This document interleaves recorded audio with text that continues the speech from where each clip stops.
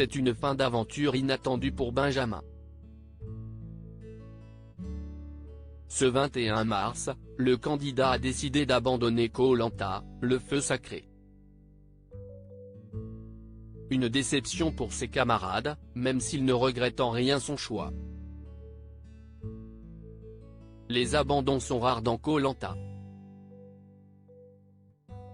Et pourtant, Benjamin s'inscrit dans la petite liste des aventuriers qui ont choisi de quitter le jeu de leur propre chef, plutôt que d'être éliminés par les autres. Une décision mûrement réfléchie pour le jeune marin, qui ne regrette pas du tout son choix malgré les mises en garde de ses camarades. Auprès de Voici.fr, Benjamin s'est expliqué sur cette décision historique dans Koh-Lanta, le feu sacré. Voici.fr, l'épisode commence avec la construction du radeau et on vous sent revenir complètement abattu de votre passage à l'infirmerie. Qu'est-ce qui s'est passé là-bas? Benjamin, j'étais sous surveillance, j'ai eu un petit traitement d'antibiotiques et des gouttes pour les oreilles. Je suis revenu aussi fatigué que quand je suis parti. Donc les médecins vous ont dit que vous ne pouvez pas aller dans l'eau pendant une semaine, c'est ça? Je n'avais plus le droit de mettre la tête sous l'eau une semaine, voire 15 jours. Je ne pouvais plus pratiquer la chasse sous-marine qui était mon activité favorite sur le camp. J'avais une douleur permanente. Construire le radeau semble avoir été un second souffle pour vous. Sur la construction, j'étais assez omniprésent puisque les nœuds c'est mon métier. J'ai pas mal participé à ça et ça m'a fait plaisir. C'était sympa. Alors que tout semblait être bien parti pour les jaunes pendant l'épreuve de confort, le radeau de votre équipe s'est renversé à la fin.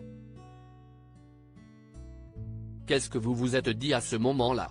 Quand j'ai vu qu'on allait gagner, et quand le radeau se casse d'un coup sec j'ai été choqué.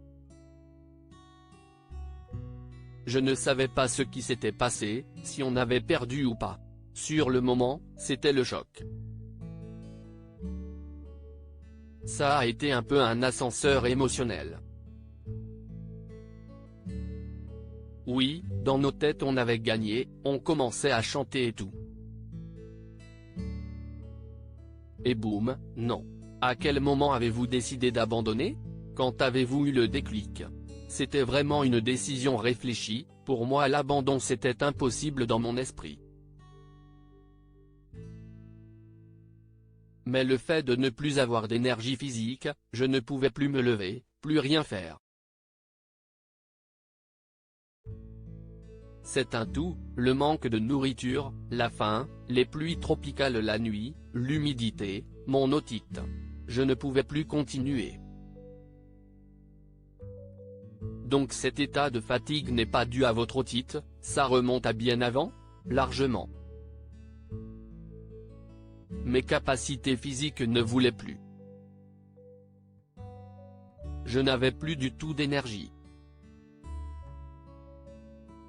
Est-ce que l'élimination de Tania dans l'épisode précédent a pesé dans votre décision?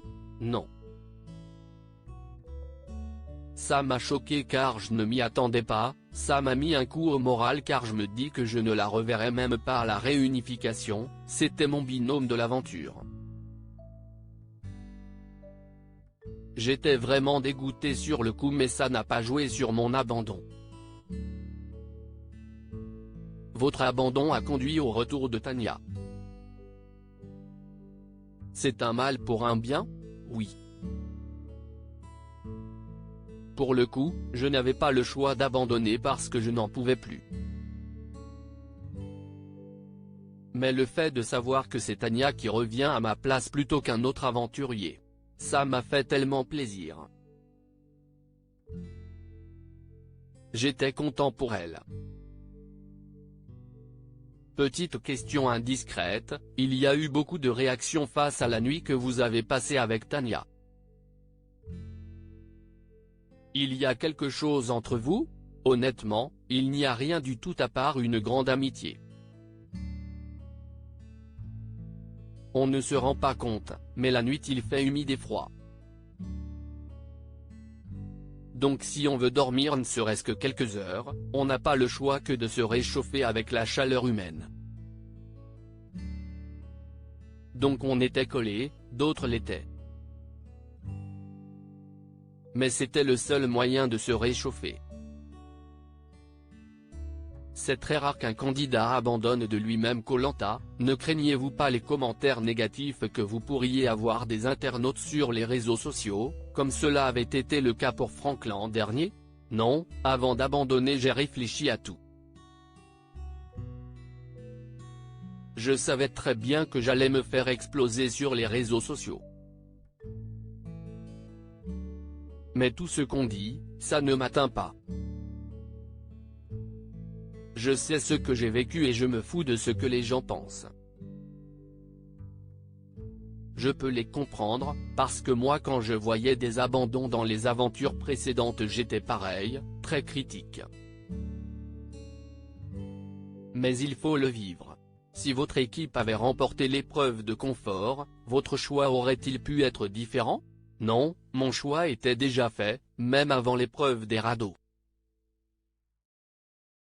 Et si j'avais gagné l'épreuve je leur aurais donné à manger mon poulet parce que je partais dans tous les cas.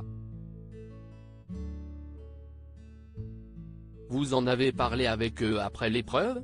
Non, je leur ai annoncé avant. Vos camarades ont eu des mots assez durs à votre départ. Nicolas a dit notamment que vous ne pourrez pas baisser les bras dans votre vie face à la moindre difficulté. Comprenez-vous la déception de vos camarades? C'est compréhensible la déception. Mais moi je ne pouvais plus. Ce que dit Nicolas, c'est des paroles justes mais je n'ai pas abandonné à la moindre difficulté. C'était une énorme difficulté pour moi.